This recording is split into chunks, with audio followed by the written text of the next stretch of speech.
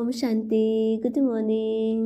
बापदादाका प्यारा प्यारा गुड मुहूर्त बच्चाहरूलाई अनुभव गरौँ। स्वयं बापदादा वतनबाट हाम्रो सम्मुख आउनुभएको छ र हामीलाई आजको यस छोटो साकार मुरली सुनाइरहनु भएको छ। आज मिति 2082 साल मङ्सिर 27 गते शनिबार, तदनुसार 13 डिसेम्बर 2025। मिठो प्यारो शिव बाबा मुरलीको सारमा भन्नुहुन्छ, मिठे बच्चे, तिम्रो यो ईश्वरीय मिसन हो। तिमीले सबैलाई ईश्वरका बनाएर उनीहरूलाई बेहदको वर्षा दिलाउँछौ। आज बाबाले हामीलाई प्रश्न सोध्नुभएको छ, कर्मेन्द्रियहरूको चञ्चलता कहिले समाप्त हुन्छ? उत्तरमा बाबा भन्नुहुन्छ, तिम्रो स्थिति सिल्भर एजसम्म पुग्छ, अर्थात् आत्मा त्रेताको सतो स्टेजसम्म पुग्छ। त्यसपछि कर्मेन्द्रियहरूको चञ्चलता बन्द हुन्छ। अहिले तिम्रो रिटर्न जर्नी अर्थात् फिर्ती यात्रा हो। त्यसैले कर्मेन्द्रियहरूलाई वशमा राख्नु छ। कुनै पनि लुकाएर यस्तो कर्म गर्नु हुँदैन जसले गर्दा आत्मा पतित बन्छ। अविनाशी सर्जनले तिमीलाई जुन परहेज बताइरहनु भएको छ त्यसैमा चलिराख। गीत। मुखडा देख ले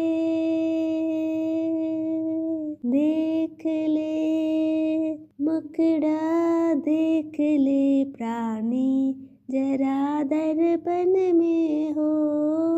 देख ले कितना पुण्य है, कितना पाप तेरे जीवन में। देख ले दर्पण में मुखड़ा देख ले प्राणी जरा दर्पण में। अच्छा, मिठे मिठे सिकिले बच्चाहरूप्रति माता पिता बाप दादाको याद प्यार एवं गुड मर्निङ। रुहानी बाबाको रुहानी बच्चाहरूलाई नमस्ते। हामी रुहानी बच्चाहरूको रुहानी माता पिता बाप दादालाई दिलवजान सिकवा प्रेमबाट याद प्यार गुड मर्निङ नमस्ते। वाह बाबा वाह, वाह टिचर वाह, वाह सद्गुरु वाह, धन्यवाद बाबा, धन्यवाद। आज बाबाले हामीलाई धारणा गर्नको लागि मुख्य पोइन्ट्स दिँदै हुनुहुन्छ। नम्बर 1, एक बाबाको कुरा मात्रै सुन्नु छ। एकको नै अव्यभिचारी यादमा रहनु छ। यस शरीरको सम्हाल गर्नु छ तर ममत्व राख्नु छैन। नम्बर 2, बाबाले जुन परहेज बताउनु भएको छ त्यसलाई पुरा पालन गर्नु छ। कुनै पनि यस्तो कर्म गर्नु छैन जसले बाबाको ग्लानि हुन्छ, पापको खाता बन्छ, आफूलाई घाटामा पार्नु छैन। वरदान अनुभव गरौँ। स्वयं बापदादाको वरदानी हात हाम्रो शिरमाथि छ अनि बापदादा हामीलाई वरदान दिँदै हुनुहुन्छ। 3 सेवाहरूको ब्यालेन्सद्वारा सर्वगुणहरूको अनुभूति गर्ने गुणमुहूर्त भव। विश्लेषणमा बाबा भन्नुहुन्छ, जुन बच्चाहरू सङ्कल्प, बोली र हरेक कर्मद्वारा सेवामा तत्पर रहन्छन् उनीहरू नै सफलता मूर्त बन्छन्।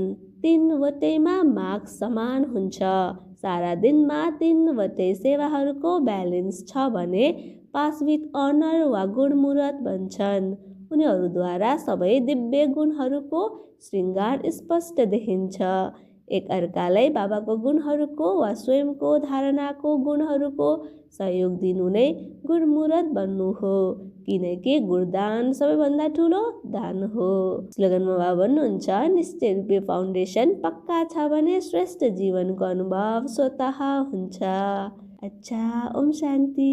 आज हामी सोमान लिनेछौँ, म गुणमुहूर्त आत्मा हुँ, म गुणमुहूर्त आत्मा हुँ। ओम शान्ति।